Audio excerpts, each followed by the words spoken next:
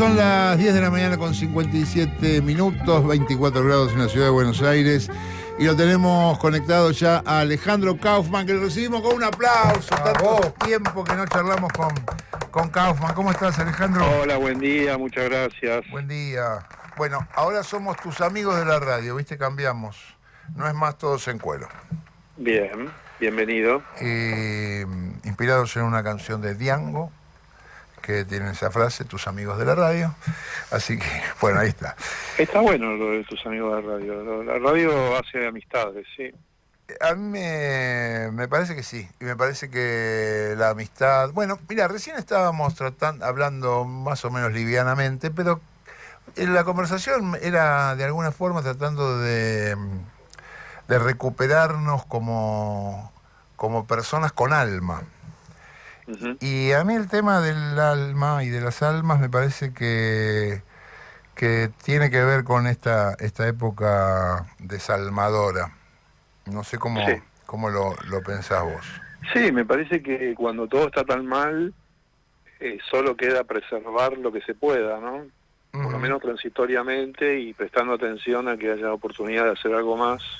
No es una renuncia, no se puede renunciar a las utopías o a la política, pero cuando todo te empuja a la impotencia, ¿no? Y a no poder hablar, a una especie de silencio oscuro, o a un griterío, que es lo mismo, y bueno, entonces queda ese enunciado, ¿no? Sí, salvar las almas. Es un viejo tema teológico, ¿no? Salvar las almas. Salvar las almas es cuando el mundo es adverso, cuando el mundo no se puede vivir. Sí, sí. Pero al mismo tiempo, bueno, a mí me interpela un montón en la película Drácula de Coppola. De Coppola. Reinfeldt, en algún momento cuando él siente que está llegando el vampiro y sabe que el vampiro lo va a matar, le dice: solo soy un hombre tratando de salvar su alma. Claro. Y yo me siento ese tipo que solo está tratando de salvar su alma. Claro, en la narrativa eso se convierte en una serie de retóricas y de imágenes. En la realidad no es que uno esté por morir del mismo modo, pero claro, hay una muerte metafórica, sí, es una muerte del alma. Estamos en esa situación porque hay almas muertas que transitan como fantasmas, como zombies, ¿no? Y lo que es una multitud de almas muertas o agónicas. Y eso es una de las peores cosas que pueden ocurrir, es mucho peor que una dictadura, porque una dictadura, con la dictadura se consiente silenciosamente, implícitamente, no mediante el voto. Cuando la gente vota algo que es la muerte del alma, estamos en un abismo, un verdadero abismo. ¿Y cómo pensás que podemos... Bueno, esta charla podría ser una especie de volver a recuperar, ¿no? A mí, los archivos Epstein, por ejemplo no, como hito, como epítome de la época, son una prueba de que lo sagrado, que ya no está lo sagrado, ¿no? Lo sagrado que es la vida humana, lo sagrado que son los niños, lo sagrado que es el amor, los valores. No hay nada sagrado, o por lo menos pretenden que lo sagrado sea una cosa de otro momento, de otra época, de otra gente, no sé. Sí, efectivamente, pero bueno, no es nuevo eso. Lo que es nuevo es digamos, la afección masiva, el trastorno del lenguaje. El lenguaje es tal vez lo único común, verdaderamente común que tenemos. O sea, si uno está en una isla desierta y perdió su país, sus posesiones, sus relaciones, perdió todo lo que tenía y estás en una isla desierta, te queda el lenguaje todavía. Y el lenguaje es común, es colectivo. Sí. Por eso yo creo que una de las cosas que trastornan el lenguaje es discutir quién tiene la culpa, o cuestiones anecdóticas o fácticas. Es más grave la situación, porque lo de Epstein ocurrió siempre, o sea, no es una novedad. Cuando uno dice que algo ocurrió siempre y que no es una novedad, eso tiene un doble sentido, porque muchas veces se lo toma como, bueno, esto es normal, ¿viste? Como que ahora eso Sí. circula mucho. Los jubilados siempre estuvieron mal, entonces ahora no están peor, o si están peores, la culpa la tienen los que estaban antes. No lo digo en ese sentido, sino el problema del poder. Sí. El poder, si no se limita, si no hay un poder democrático popular, bueno, ocurren esas cosas, pero eso no es ninguna novedad. Hay una gran película de los 70, donde aparece eso, que es Un hombre de suerte, de Lindsay Anderson, que es la primera película en la que aparece Malcolm McDowell, ese actor que después hacía de malo. El de Naranja Mecánica. Ese es de la, El de Naranja Mecánica, es el de claro. Odisea del Espacio. Pero esa película, no, Odisea del Espacio no. ¿No? No, La Naranja Mecánica. Okay. Sí, protagoniza la Naranja Mecánica. Pero esa película que te digo, Un hombre de suerte, Lucky Man se llama, creo que es la primera que hace, o en la que se hace conocido en los 70, y es un muchacho joven que consigue trabajo. Y cuando consigue trabajo descubre cómo es el mundo. Y el mundo es un lugar absolutamente atroz. O sea, lo que está pasando ahora no hay nada que agregar a lo que se ve en esa película. Y una de las escenas es sobre el poder, sobre los jueces, sobre el poder judicial, que son absolutamente orgiásticos. Bueno, como la película de Pasolini, Saló, ¿no? Así que no, yo creo que hay un problema en descubrir que pasan estas cosas y que hay una revelación, cuando no es una revelación.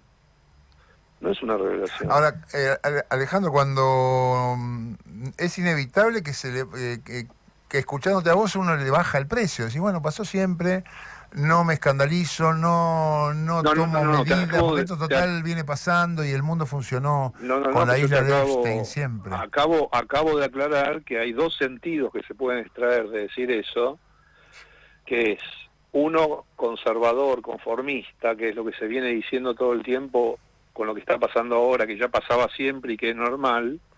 Ese es un sentido que se puede extraer. Y hay otro contrario, que es que no es ese el problema exactamente. No es ese el nuevo problema, es un viejo problema. Eso no quiere decir que uno lo lleve a una posición conservadora, para nada. Lo que hay que ver es qué nuevos problemas hay. Y los nuevos problemas son que la gente vota eso, no que ocurra. Ok, acá... Pero eso es muy importante, porque sí. está siendo negado. Está siendo negado. Vos tenés toda una mediaticidad que quiere ser contendiente y respetar el voto, porque si la gente vota no se puede equivocar, y el nuevo problema en la Argentina es ese problema. Eso es lo nuevo, lo otro no es nuevo. Lo votado. Eso no quiere decir que todo lo que esté en el poder son Einstein, porque eso hay un montón de gente en el poder que no es así, pero esos fenómenos no son nuevos. Que se pueden haber agravado o incrementado, sí, evidentemente.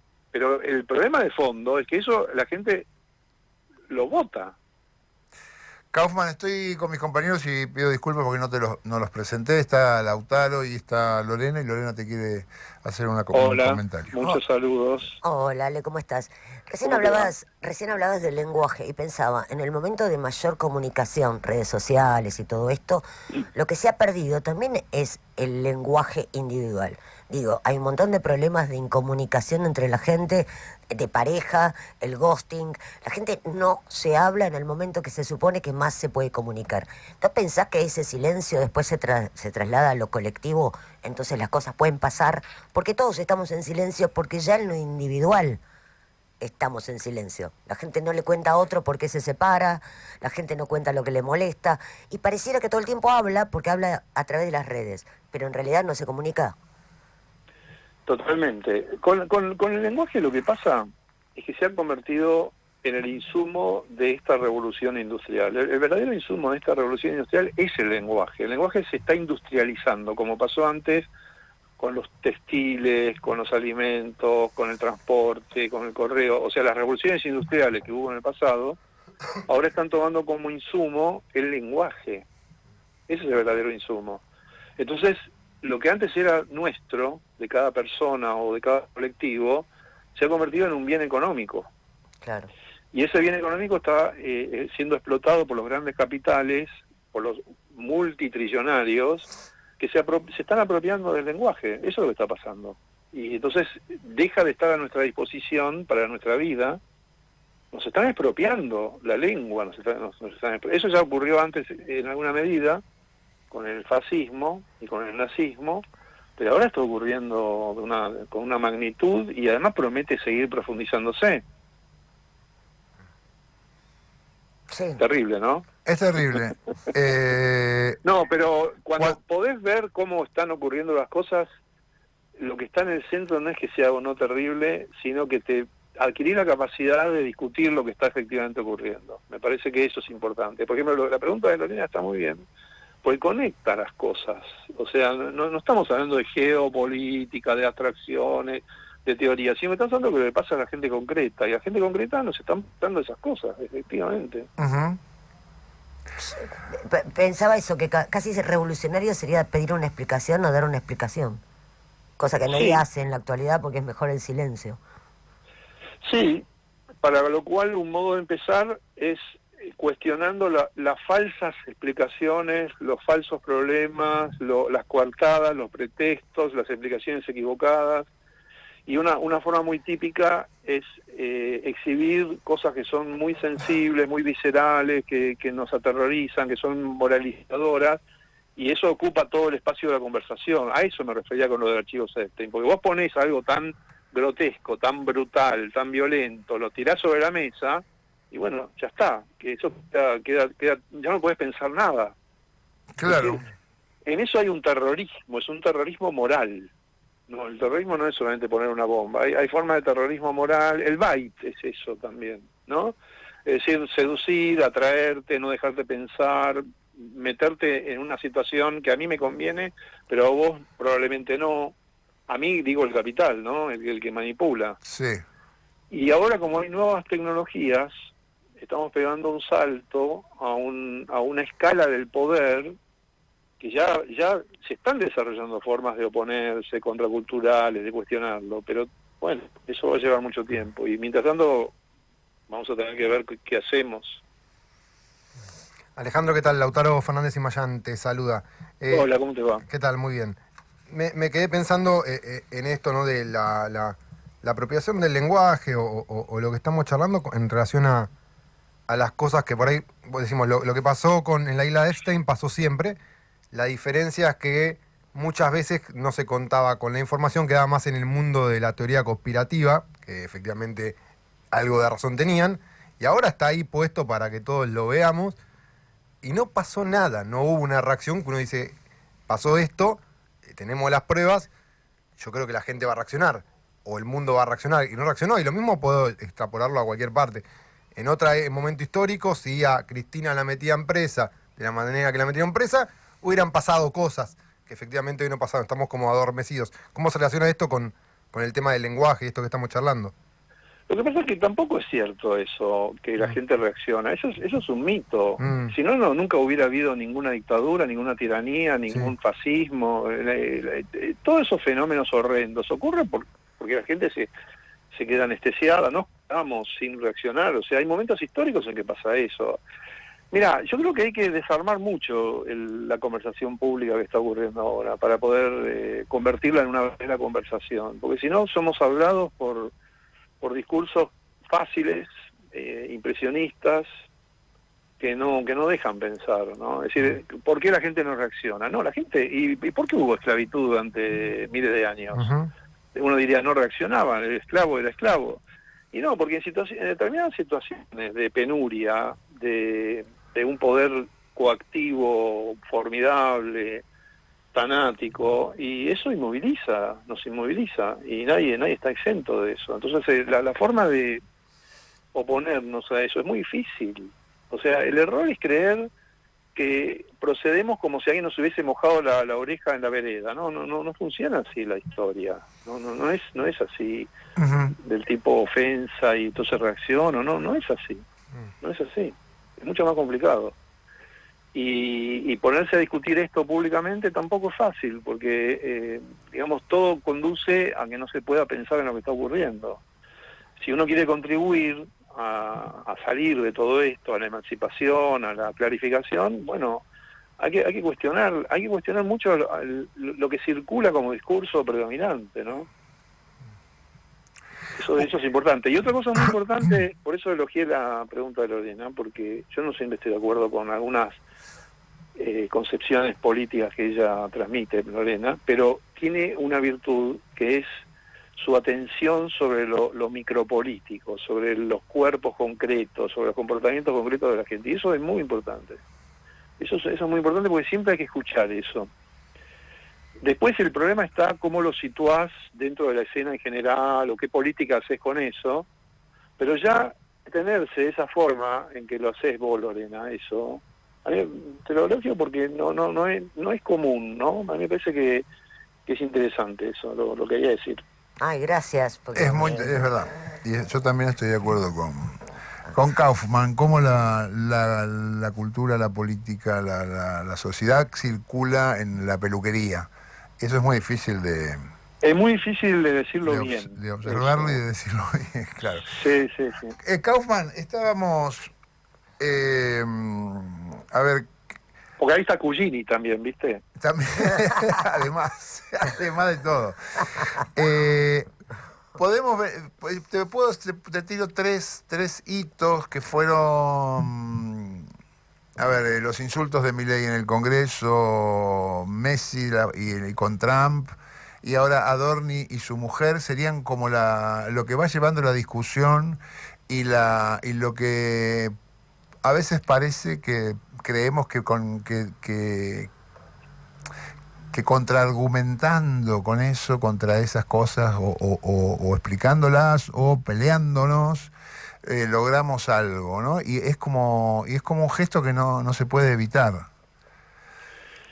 Sí, cuando te expropian el lenguaje, se anula la argumentación. O sea, argumentar ese es el problema, es un problema, ¿no? Yo no soy pesimista, ¿no? Pero el problema también son los temas.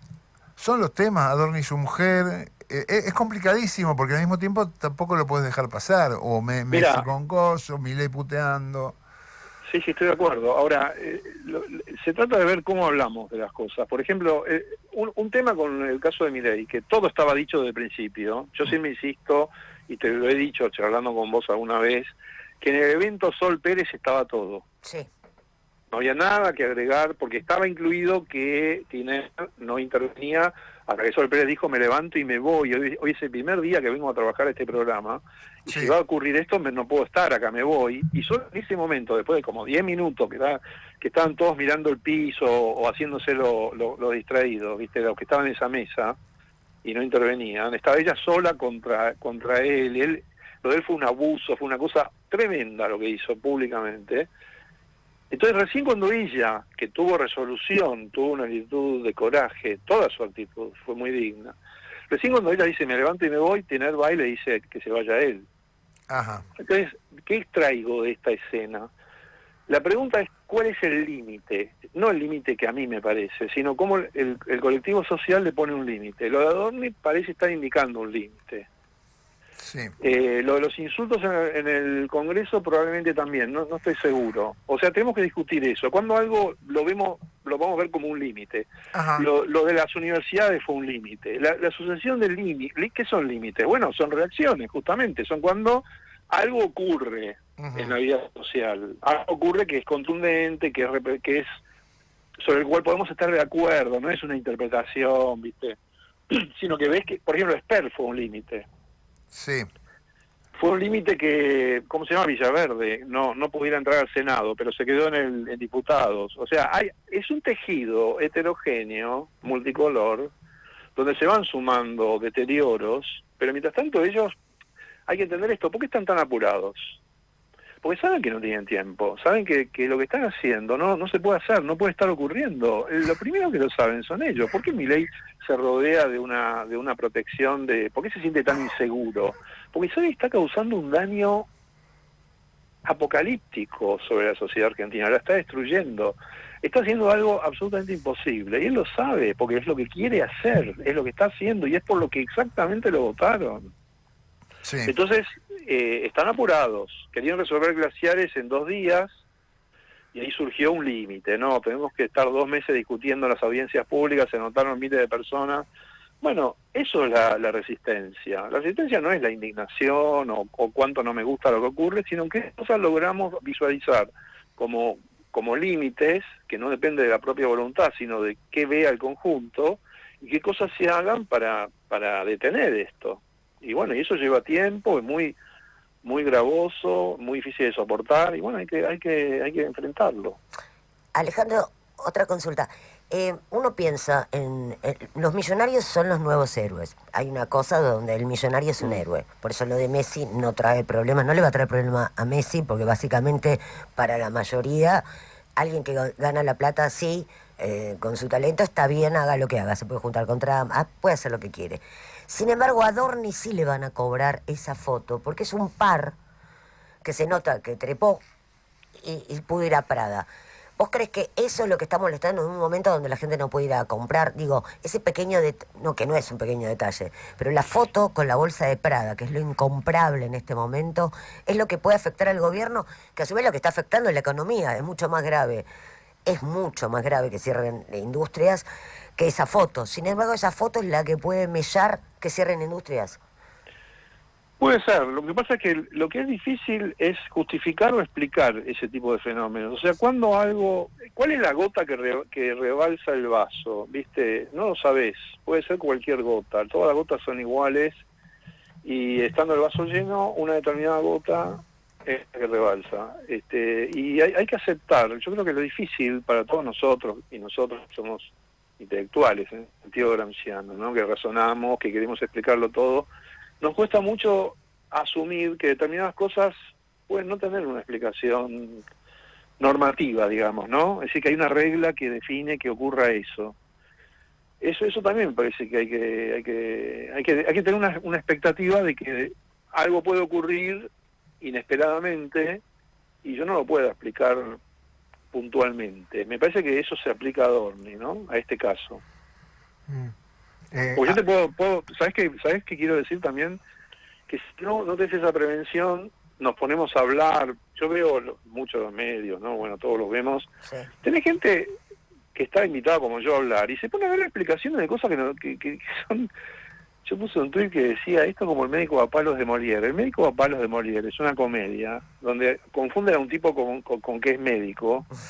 Y él dice, no, yo no soy médico, pero no lo escuchan y lo obligan a actuar como médico y lo obligan a hablar como médico y el tipo lo tiene que hacer porque lo obligan y se pone a charquear, a guitarrear, a decir cualquier cosa. Y eso está ocurriendo en este momento en la mediaticidad. Yo estaba escuchando a uno, ¿no? Que son explicaciones de cosas totalmente absurdas, que es como escribir una novela, qué sé yo. O sea, lo de Adorni puede ser, pero no lo puedo explicar puntualmente, quiero decir, por qué justo eso fue y no otra cosa, ¿no es cierto? Bueno, me parece que hay que tener una actitud más literaria, más poética con esas cosas, y bueno, cayó de ese modo, qué sé yo. Me parece interesante esto porque la historia ha demostrado que es así. Nadie preveía que la Revolución Rusa a los zares le iban a cortar la cabeza y iba a pasar lo que pasó. De repente algo pasó y lo mismo acá la crisis del 2001, si lo queremos traer para Argentina, o lo que pasó sobre finales de diciembre. Chile con el subte. O Chile con los carabineros y todo eso. Yo en mis clases sobre este tema doy siempre el siguiente ejemplo.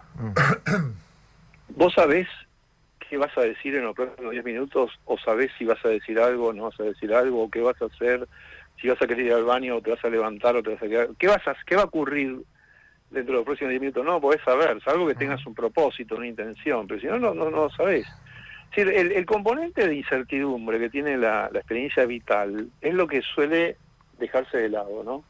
Y eso, la gente que tiene gran destreza política, los grandes políticos usan ese conocimiento, lo saben. Entonces no están dando todo el tiempo explicaciones. Eso se suele llamar pragmatismo, ¿viste? Sí. Pero el pragmatismo no es un problema moral, es admitir la contingencia. Eso es la contingencia. Es decir, no sé lo que va a pasar, y ante cada situación voy a tratar de entender lo que ocurre y ver cómo procedo. Pero no con explicaciones fantasiosas, digamos, ¿no? Con explicaciones que son incomprobables, digamos, ¿no? Lo que sí sabemos es que las gotas van cayendo en el vaso, no sabemos cuánto falta para que lo llene, pero sí que se va llenando. Sabemos que esta persona vino a causarle un daño Lo sabemos porque usó una herramienta de las películas de terror, porque él podía haber usado también una calavera, una hoz, una guadaña. Sí. Yo estaba pensando, hace un tiempo hacía un paralelo entre la motosierra y la guadaña. Si esto ocurriera hace 300 años, hubiera usado una guadaña. Claro. Porque No. el símbolo de cortar de esa manera es la guadaña, por eso se representaba la muerte con la guadaña. Vos fíjate que él trae la motosierra y nadie lo asocia con la muerte en el modo de ese icono que tenemos todos en la retina, que es, o en la memoria, que es el esqueleto con la guadaña. Sí. ¿Viste? El esqueleto con un velo negro y con una guadaña. Bueno, la motosierra es una guadaña. Es un signo de muerte y de dolor. Y la gente votó un signo de muerte y de dolor. Como cuando votó por Hitler en la Alemania nazi. Lo votó, quiso eso. Ese es el problema. El problema no es muchas cosas de las que hablamos que pueden impresionarnos tanto, sino cómo se compone la subjetividad colectiva, es decir, el deseo, qué está autorado, qué es representable, qué es visible, ¿no? De qué puedo hablar de una manera sustentable, qué puedo decir y qué no vale la pena estar discutiendo. Pensaba que en un momento donde todo es la cultura de lo saludable, la cultura de lo que hay que comer, dejar de fumar, descansar, dormir, sin embargo hay algo de muerte en general, en todo lo que es Occidente, que pesa muchísimo en apariencia con la salud.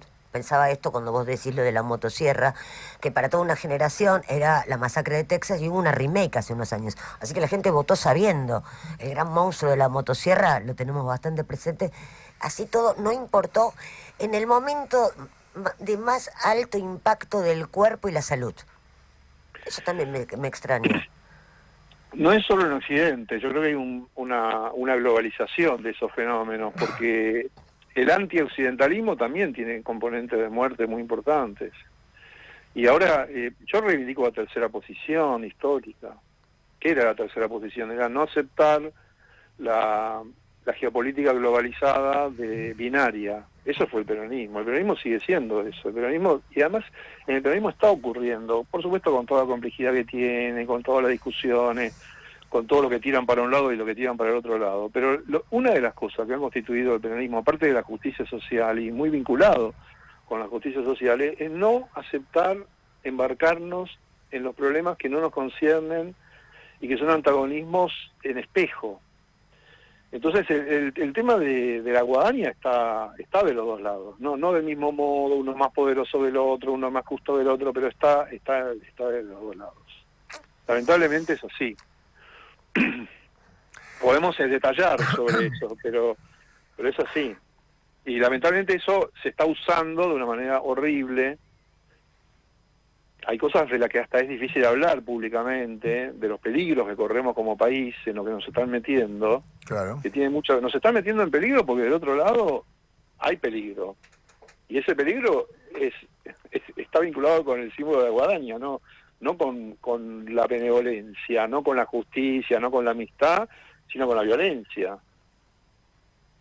Kaufman, si yo te pregunto si el gobierno o Milei, o si es que existe un mileísmo, está creando una cultura o está aprovechando un síntoma de la época. ¿Esto es una nueva cultura? ¿Esto es algo que tiene bases, no sé? Ellos tienen sus intelectuales. No tienen intelectuales. Bueno, pretenden tenerlos. Claro, pretenden. Bueno, pero... Milei es un tipo que tira frases, Claro. hay cosas. Bueno, eso puede... La pregunta, vuelvo, ¿es una cultura o es un síntoma de una época jodida y horrible? A mí me parece que es una pregunta decisiva, porque todo lo que tiene de constructivo, de cultura, de plausibilidad, de intelectuales, todo eso lo estamos haciendo lo que está en el medio, digamos. Hay una corriente muy mediáticamente relevante que le está dando un valor, una representación, una consistencia, que no existe eso es una invención.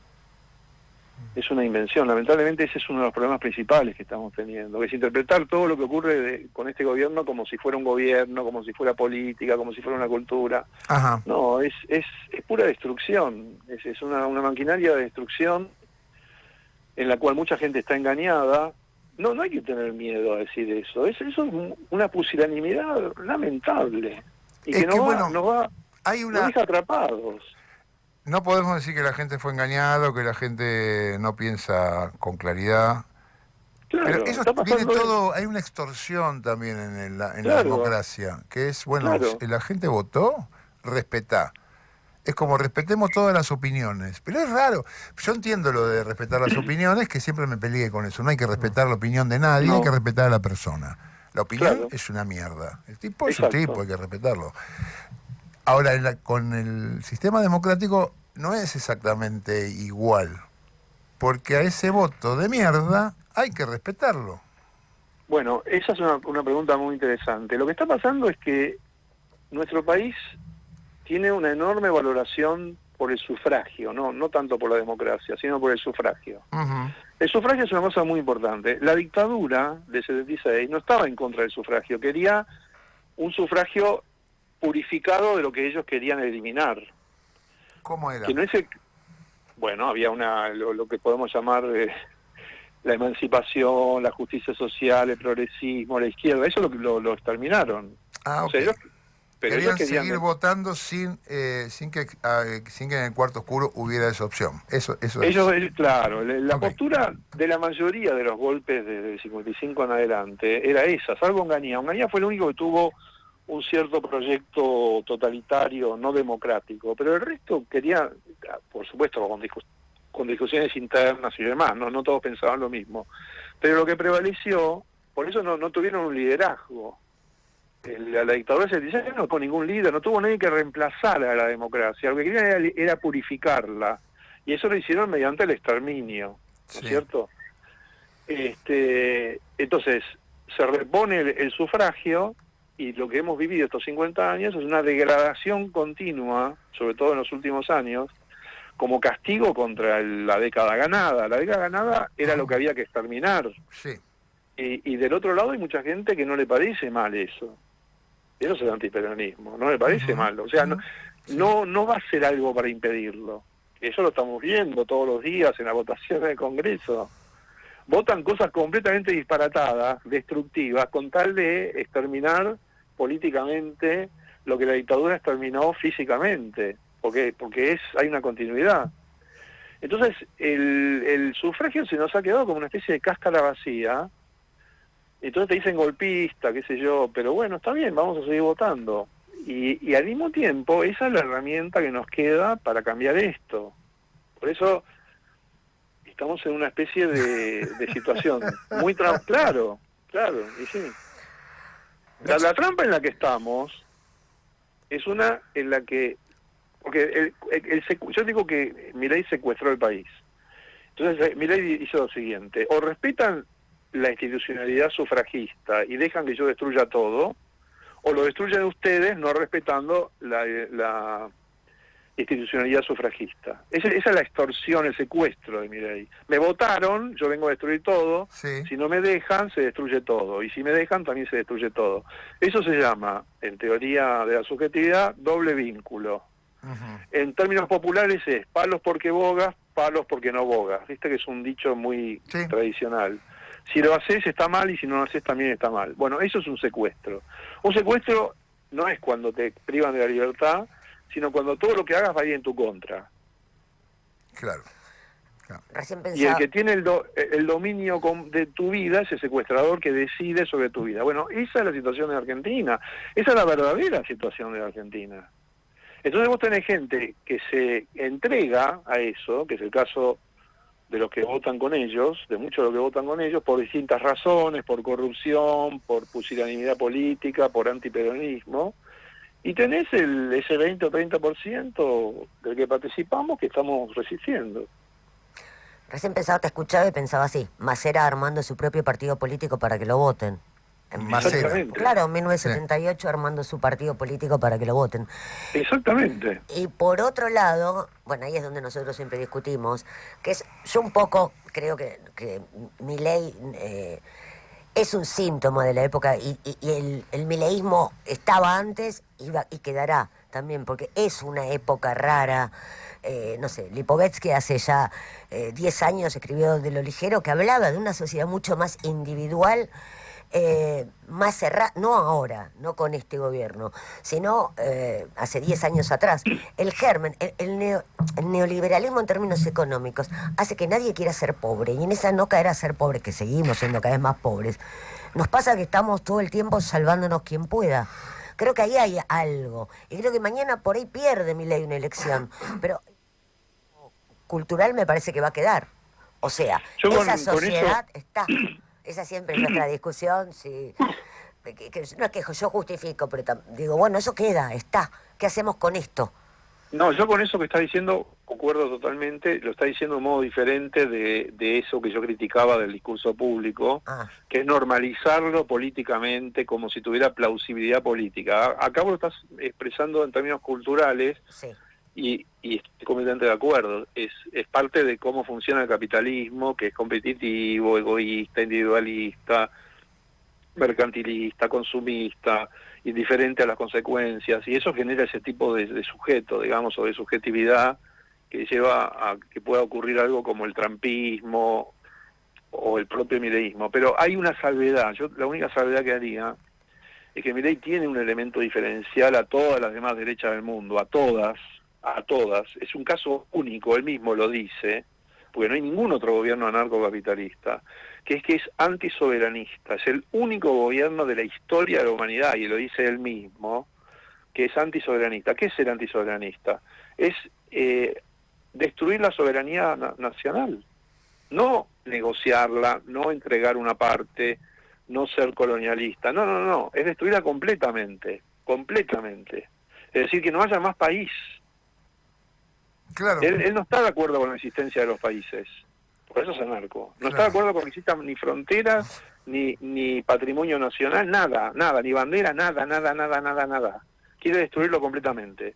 Y las alianzas que hace con otros países que son hipersoberanistas es porque le convienen para su proyecto de destrucción de Argentina. Claro. Kaufman, para ir... Sí, decime. Y agrego una última cosa. Él quiere que el gobierno mundial lo ejerzan los cuatrimillonarios, los ultramillonarios, y que el planeta esté gobernado por corporaciones privadas. Ese es el proyecto de Milei. Sí. Y eso es lo que no se está diciendo. Y entonces por eso parece que se equivocó. Es hartante escuchar comentaristas en los medios que dicen, se equivocó en esto, tendría que haber hecho esta cosa. No, él está haciendo lo que está haciendo, eso es lo que está haciendo. Sí. No se está equivocando en ningún momento. Tiene una total coherencia con esa guadaña de destruir el país antisoberanista. Y eso lo estamos permitiendo. Eso es lo tremendo de la Argentina, que estamos permitiendo que se destruya el país. Eso es lo que hay que decir. Kaufman, para ir cerrando, esta te toca en tu gremio. A ver qué pensás. Yendo a la política más mediática, las charlas políticas en las radios, en los medios, hay una tendencia que uno ve a ensayistas antiperonistas que lo llaman programas de gente del campo popular, de periodistas del campo popular, llaman a un ensayista, que uno sabe, sí, a que les explique qué pasa con el peronismo. Esto es esto es confusión, mala fe, pasó algo. ¿Qué pasó? ¿Qué pasó? Ahí está lleno de ensayistas gorilas explicándonos a nosotros qué tenemos que hacer, cómo se arregla, cuáles son nuestros problemas. Mira, en toda escena en que hay una víctima de injusticia, tenés a alguien explicándola a esa víctima, explicando quién es, qué es, cómo debería ser, en qué se equivocó, y no escuchándola a la víctima. Eso pasa con las mujeres, pasa con cualquier grupo que vos encuentres estigmatizado, racializado, generalizado, segregado, castigado y perseguido, vas a encontrar una proliferación de voces que explican quién es, cómo debería ser, qué es lo que realmente tiene que ser, y eso pasa con el peronismo. Con el peronismo eso pasa. Hay excepciones, ¿no? O sea, hay conciencias liberales o de derecha más prudentes o de las que no diría eso, pero hay otras que son perpetradoras de la destrucción del campo popular. Sí. Y lo hacen de esa forma. Ahora, ¿por qué la convocatoria, por qué ocurre? ¿Por qué yo voy a llamar? Y eso por estupidez, es por bueno. debilidad intelectual y mediática. Y sí, porque eso es porque creen que están haciendo un bien, creen que eso es creen que el pluralismo y la libertad de expresión es eso. Y no está mal que hables con cualquiera, el problema es que permitas que su discurso, en este sentido que te digo, sea el que domine la conversación. Claro. Y ahí Claro. es una habilidad. Y lo peor es, porque si vos no podés ejercer una acción sobre una conversación, no te pongas a hablar con alguien públicamente. O sea, si te pones a hablar con alguien públicamente y te interesa decir algo, trata no de sobreponerte a la voz de la otra persona, pero que tampoco la otra persona determine el sentido de todo lo que estás conversando. Y eso bueno, eso es la mediaticidad. Lo que se ha perdido en la mediaticidad es la responsabilidad civil, yo te diría, Claro. por el discurso. Es decir, vos tenés un programa, Claro. sos un editor, tenés una responsabilidad. Podés escuchar a cualquiera, pero vos sos responsable del resultado de esa conversación. Ujú. Tenés que decir lo que pensás. Bueno, y efectivamente, es un malentendido sobre el peronismo. Hay gente que cree que el peronismo es cualquier cosa, viste, que todo entra, y que entonces tenés que escuchar a cualquiera, y que tenés que reparar unos errores que no existen, de los que tendríamos no sé qué culpa, y los errores de Cristina y Alberto y qué sé yo. Sí. No, yo con todo eso no comulgo. Kaufman, gracias. Mira, hubo un ratazo, sí, Sí. creo que es récord de larga. Sí. Teníamos, evidentemente, muchas ganas de charlar. Sí, yo también. Bueno, yo te agradezco que tengas ganas de charlar con nosotros. Te mando un beso grande y nos vemos. Un pronto. abrazo enorme para todas y todos y gracias. Gracias. Conversábamos con Alejandro Kaufman. Ya venimos, son las 11 de la mañana con 30.